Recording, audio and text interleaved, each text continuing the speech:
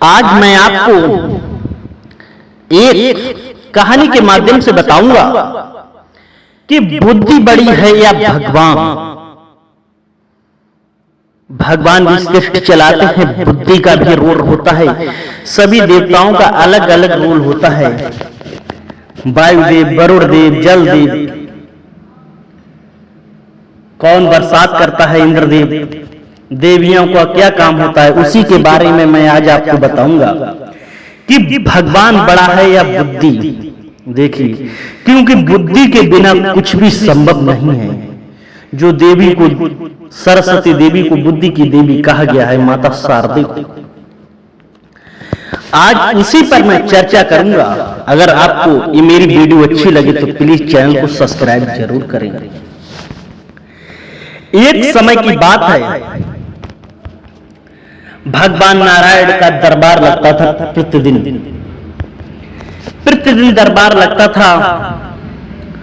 तो भगवान और ब्रह्मदेव, सरस्वती देवी, तो नारायण और सरस्वती देवी में बहस चल रही थी।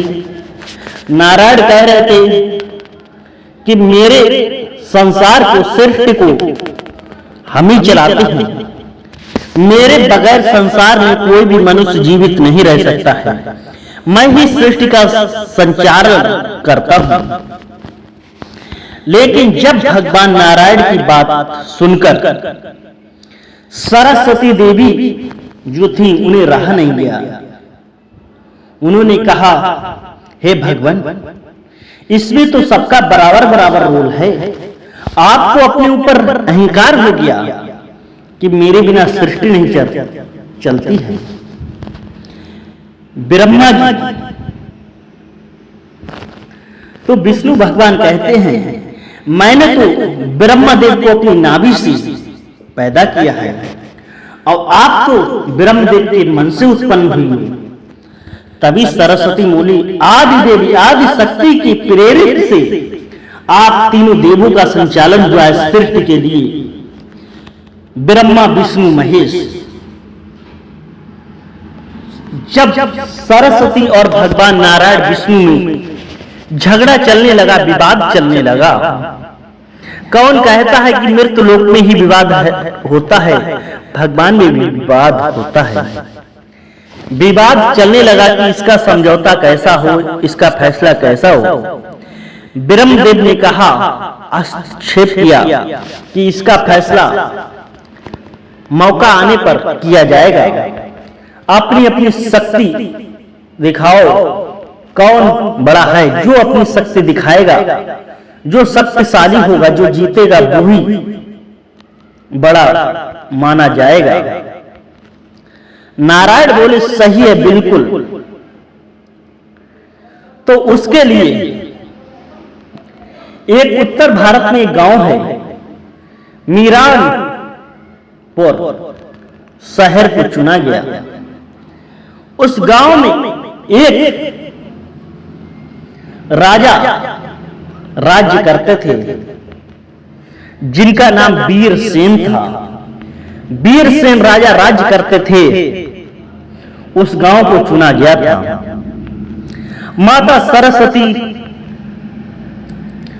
जो राजा थे वीरसेन, उनकी कोई संतान नहीं थी। उन्होंने एक शेर को पाल रखा था, एक बिल्ली के बच्चे को पाल रखा था, एक कौवे को पाल रखा था। तीनों वो बच्चों की जैसे पालते थे। राजा वीरसेन जो मीरानपुर के राजा थे। तो माता सरस्वती के प्रताप से जो उनका कौवा था, वो प्रतिदिन भगवान की जो सभा होती थी, जनसभा होती थी, उसमें डेली प्रतिदिन दर्शन करने जाया करता था। और जो भी वहां मंत्रणा होती थी, बात तालाब होता था, सब वो कौवा सुनता रहता था। तो भगवान विष्णु उस पे प्रकोप चलाने लगे। कहा कि हे देवी, इस गांव में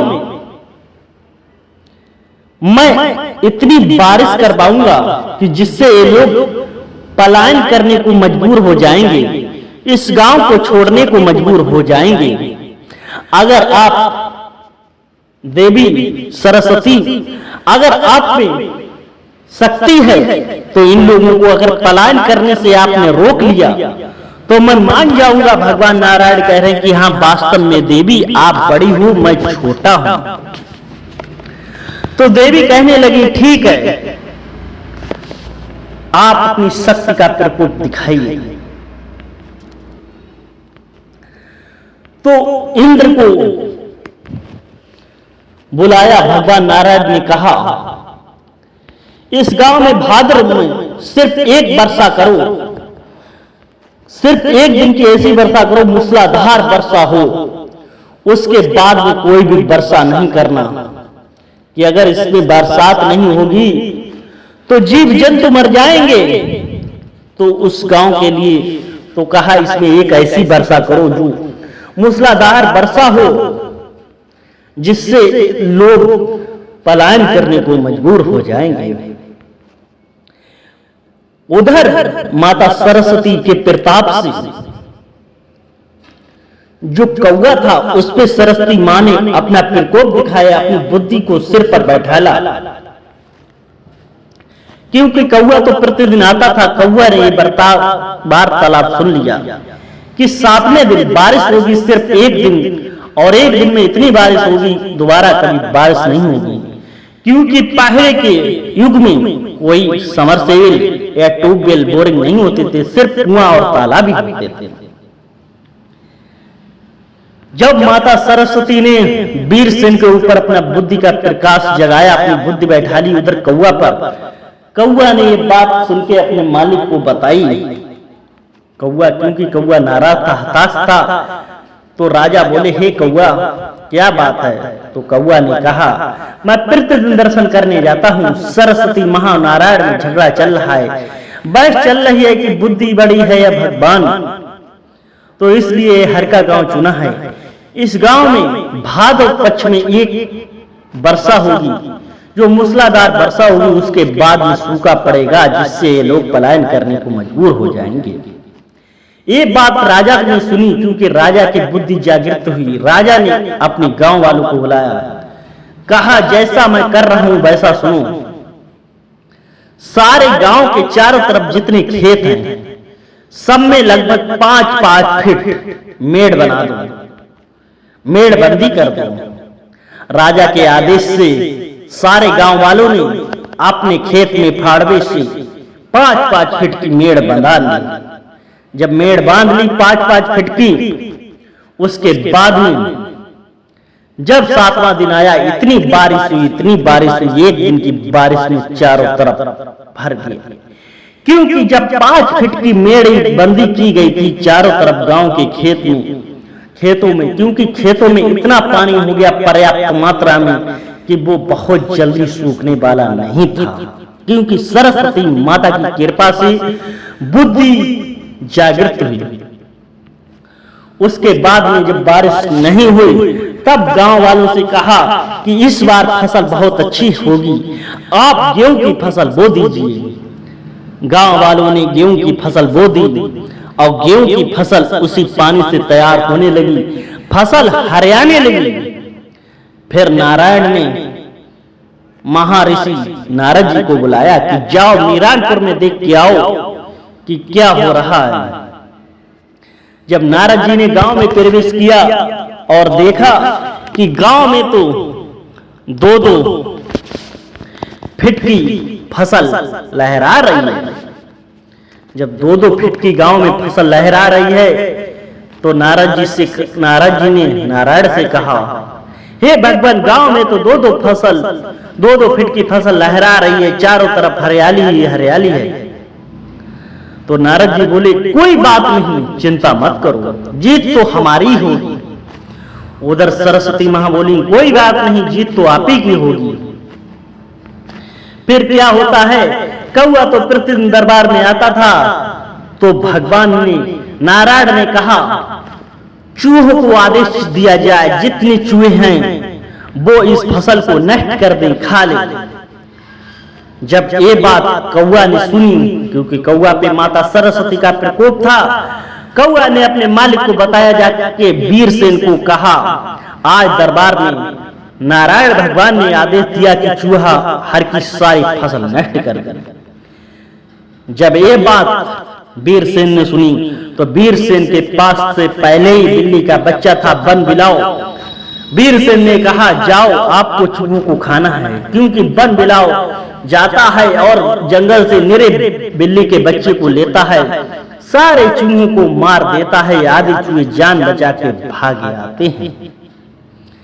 जब आधे चूहे जान बचा के भागे आते हैं, फिर क्या होता है, यहाँ की बात यहीं पर छोड़ो, अब पहुंचते हैं नारायण के दरबार में। जब नारायण के दरबार में पहुंचते हैं तो नारद जी को बुलाते हैं।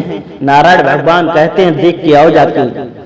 तो नारायण भगवान आते हैं, मीरानपुर में देखते हैं फसल चारों तरफ लहरा रही है, गेहूं निकलने वाले हैं, गेहूं निकल चुके हैं, बालियां कुछ कुछ तैयार हो गई हैं। तभी भगवान ने आदेश दिया कि जाओ, जितने आवारा पशु हों वो इसी गांव में छोड़ दो, फसल को नष्ट कर। आपको पता है प्रतिदिन कौआ दरबार में जाता था। कौआ ने ये बात सुन के अपने मालिक राजा को बताई जाके कि हर की सारी फसल आवारा पशु खा जाए। मालिक ने जब ये बात सुनी, जो मालिक ने शेर को पार रखा था, क्योंकि ये माता सरस्वती की कृपा है, बुद्धि की कृपा है, तो उसने शेर से कहा कि हर की फसलों की रक्षा करना है, आवारा पशुओं को मारना है। शेर जाता है जंगल से कई सिंहों को अपने दोस्तों को लेकर आता है, आवारा पशुओं को मारता है। फिर क्या होता है, फिर यही की बात यहीं पे छोड़ो, पहुंचते हैं नारायण के दरबार में। महाराज जो भगवान नारायण ने बुलाया महर्षि नारद जी को और कहा, देख कर आओ मीरानपुर में फसल का क्या हाल है। तब देखा कि फसल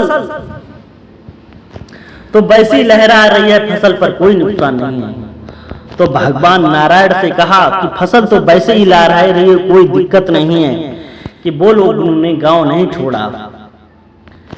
फिर भगवान नारायण कहते हैं, कोई बात नहीं। इंद्र को बुलाते हैं, कहते हैं 7वें दिन ओले गिरवा दो, 7वें दिन ओले गिरवा दो, जिससे फसल नष्ट हो जाए। अब ये बात कौआ ने सुनी तो कौआ ने अपने मालिक वीरसेन को बताया जाके। मालिक ने सारे गांव वालों को एकत्रित किया, कहा कि 2 दिन में सारी फसल काट कर बांध कर लगा दो। गांव वालों ने ऐसा ही किया, 2 दिन में सारी फसल काट कर बांध कर लगा दी। सारी फसल काट कर बांध कर लग गई। 7वें दिन इतनी बारिश हुई, ओले गिरे, लेकिन फसल पर कोई नुकसान नहीं हुआ। इस सरस्वती माता बुद्धि की कृपा से, क्योंकि बुद्धि कौए पर प्रभावित थी, उधर महाराज पर प्रभावित थी। बुद्धि बढ़ी है भगवान। फिर क्या होता है, नारद जी को फिर यहीं छोड़ दो, यहीं की बात यहीं पर छोड़ो। नारायण जी ने महर्षि नारायण को बुलाया और कहा, नारद जी देख के आओ। नारद जी बोले, फसल पर कोई नुकसान नहीं पहुंचा, और पहुंचे। तभी नारायण बोले, कोई बात नहीं। फिर नारायण की कोई नहीं चली, भगवान की कोई नहीं चली। तो भगवान ने क्या कहा, अन्न की देवी को बुलाया, क्योंकि कौआ तो प्रतिदिन जाया करता था दरबार में। अन्न की देवी से कहा, प्रत्येक खलियान में 1.25 मन से ज्यादा गेहूं नहीं निकलना चाहिए, अन्न नहीं निकलना चाहिए। देवी ने कहा, तथास्तु। तब ये बात सुनकर कौआ आया और अपने मालिक से कहा कि आज की मंत्रण में अन्न देवी को नारायण ने बुलाया, कहा 1.25 मन से ज्यादा प्रत्येक खलियान में नहीं निकलना चाहिए। तो चोरा जो राजा थे वीरसेन, उन्होंने सोचा कि ऐसे तो कि जनता मेरी भूखी मर जाएगी, पलायन करने को मजबूर हो जाएगी। सरस्वती देवी बुद्धि की देवी से जब उनके दिमाग पे तो बैठी विराजमान थी सरस्वती देवी, कि जितने सारे खलियान हैं, हजारों खलियान बना दो, और प्रत्येक खलियान में केवल 5 बार जो पूरी रखी जाती हैं बोई रखो। अब चारों तरफ खेतों में हजारों खलियान बन गए, हजारों पैर बन गए जो एकत्रित किए जाते हैं, लेकिन 5 पुरा से ज्यादा नहीं रखे।